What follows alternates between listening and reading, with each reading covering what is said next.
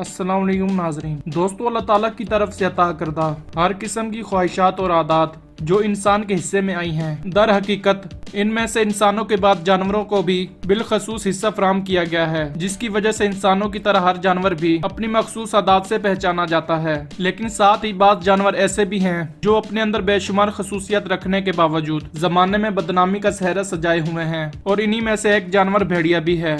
दोस्तों, भेड़िए को वैसे तो वहशत की इलामत के तौर पर पहचाना जाता है, लेकिन अल्लाह ताला की तरफ से ऐसी बेशुमार खसलतों से नवाजा गया है जो एक सुलझे हुए अक्लमंद इंसान के अंदर बआसानी से देखी जा सकती हैं।